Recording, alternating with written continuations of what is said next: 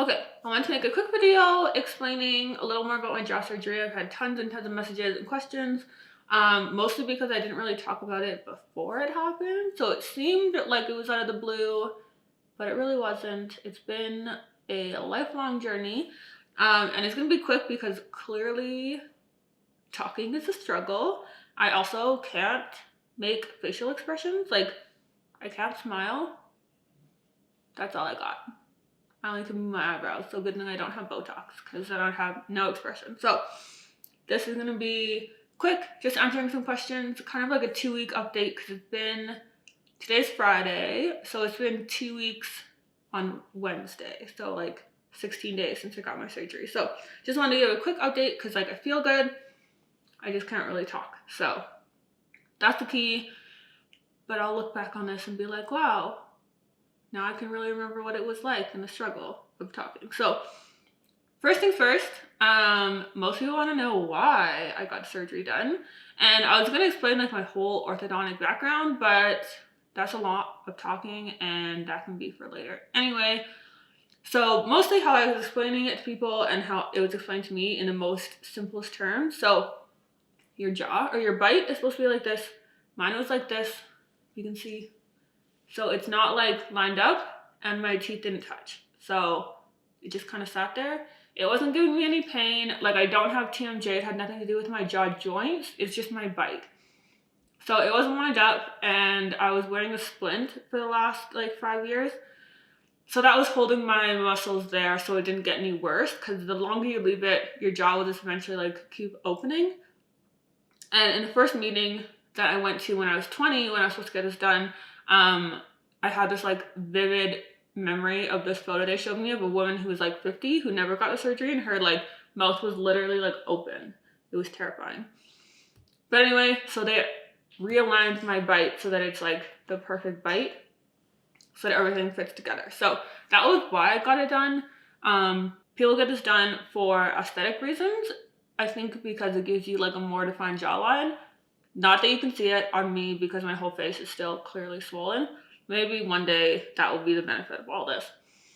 Anyway, align the bite. That's why I got it done. But second thing, I just wanted to put the name of it because it's double jaw surgery, which is what I tell people. So I did a little demonstration and that's what I tell people. But the official name, which I put in my Instagram caption like a week ago, is, and I don't know how to say this properly, so apologies to all doctors and nurses that know these words. I don't know them. Maxillary Lefort 1 osteotomy, which is the upper, and the lower is mandibular bilateral sagittal split osteotomy. I don't know. Upper and lower. A lot of people just get the lower done. I got both of it. So if you saw my Instagram post, well, I'll put it here, the x-ray of what my mouth looks like now. So now I have plates here and here and here. And they also added, he said a thumb width, and he's a man, so it's a little bit bigger than my thumb, of bone graft from a cadaver into my lower jaw. So I just like pulled my jaw out, which I guess is what gives you the like more defined jawline. But so that's what they did. It was obviously really intense surgery, and we are now in the healing process. So like I said, it's been 2 weeks. This is what I sound like. This is what I look like. This cheek is more swollen, but I'm still swollen. My nose is swollen. This is swollen. And my lips are still swollen. I can't really feel my nose. And I can't really feel my chin or right here. And that's because when they do the surgery, they expose the nerves, which don't like it. And to get feeling back to most of your face takes up to a year, and sometimes it's a little bit off basically for the rest of your life. But who needs to feel their chin anyway, right? It's very strange. So yeah, that's what it is. So a little bit for the process. 2 months before I got surgery is when I got my brackets put on. And that was just so they could be ready for the surgery. So the day before my surgery, I went to the ortho first, and they put wires on and they put little hooks on to get ready for the surgery, because during the surgery they wire everything to hold it together. But obviously my jaw's not wired shut right now, so they take it out, but they have all of the stuff put in. So the specific wires and the hooks, and then the ortho also, during the bracket appointment, so 2 months before, he had done all the final like measurements and x-rays and molds and everything that they needed for exactly what they wanted the surgeon to do to put my bite into place. So that was done, and then the day before the surgery, they made sure everything was going to fit and everything was proper. So that's what I did. And then after that appointment, I went to the surgery office and had that appointment, and they kind of re-explained what they were going to do. However, I am prone to passing out, and I'm not a fan of hearing about surgery. So that was kind of cut short because I started getting lightheaded. So that was kind of why I didn't really know exactly what was going to happen in the surgery, because I've never been able to sit through the whole explanation without wanting to pass out. So I trust the people. You just do it. Don't tell me. I don't need to hear about it.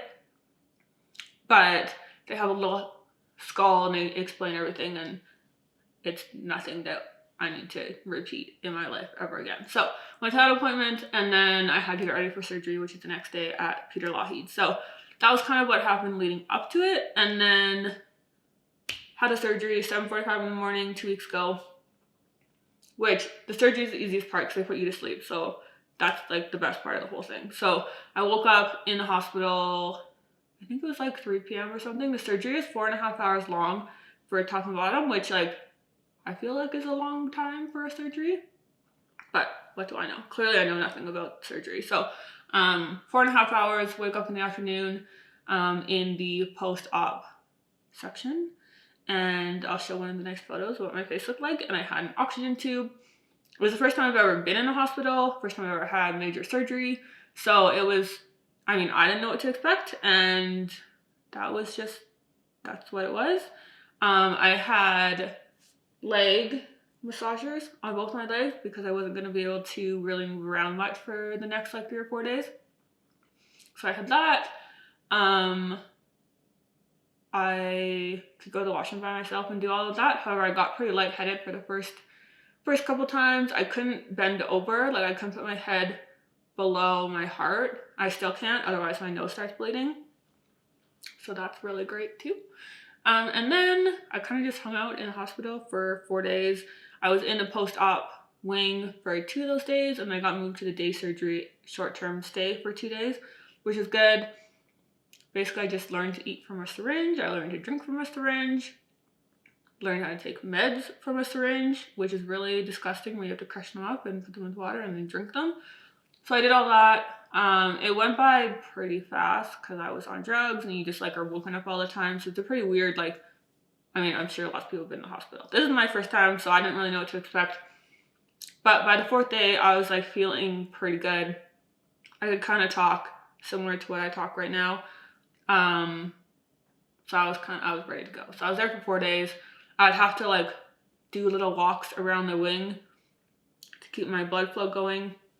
And so I had to carry my like IV and like shuffle around the hospital in my hospital gown. And it was I should have filmed that, but I really didn't want to do that. But I should have. Now in hindsight, I should have got the nurse to film me doing that, just for memory's sake. But yeah, then I went home 4 days. Went to my parents' house so that my mom could help me with everything. And that's what my life's been like for the last 2 weeks. So just kind of sleeping. First few days you put ice on it, but then ice only works for, it was only like a week, I guess. And then you go to heat for the blood flow. So did that. I just like hung around, did a little bit of work, ate. I'm not really hungry. Mostly because the like thought of eating is so unappealing because it's just like so much work.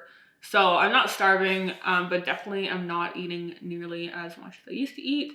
I've lost 13 pounds, 15 pounds in the 2.5 weeks. So that is also interesting. I'm not really keen on losing any more weight. I never wanted to, but obviously you just can't eat as much.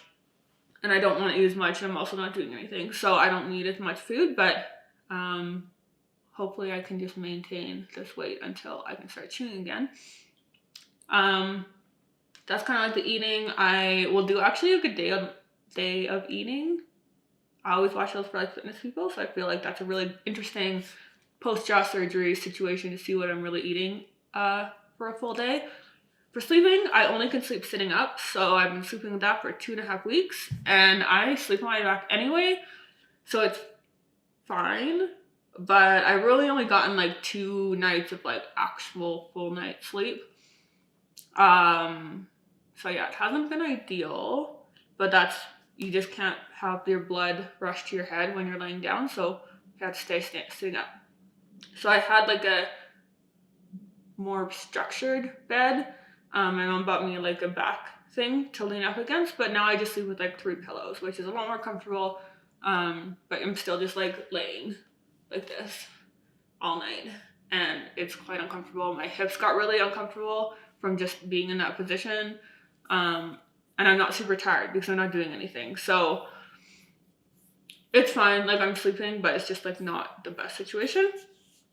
And there's no pain.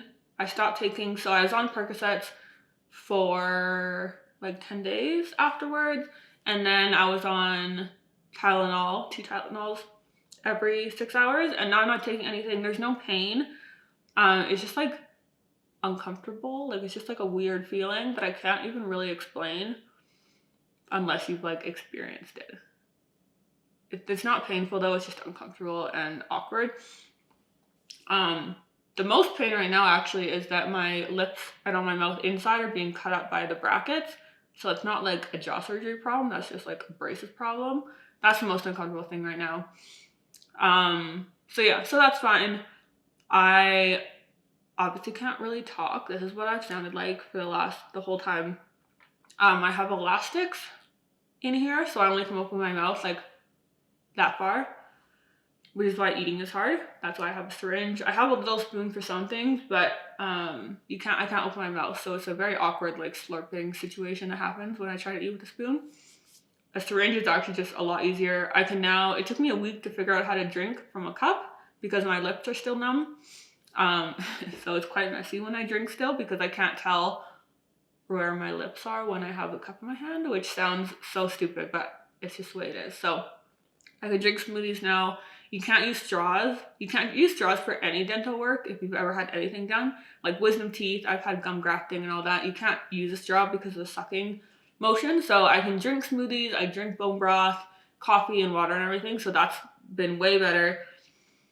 I figured out how to swallow pills without having to crush them because that was disgusting. So that's good. But yeah, so the talking is the elastics, but I also have a plastic splint on the top of my mouth that's covering the stitches from the surgery. So that's what's causing this like lisp situation. And I have it in for 6 weeks, so I have another 4 weeks of it. So this is what I'm gonna talk like for the next 4 weeks, which is so great.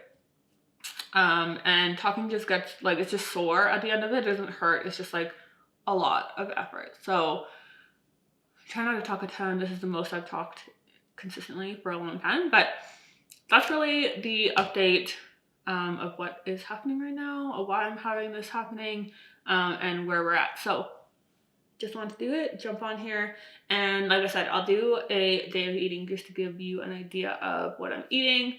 If you're getting the surgery done or you're just interested in not being able to chew anything, I'll make that video for you. So thanks for watching. If you have any questions, DM me and I can always make another video of more specific questions if people have them. So see you in the next video.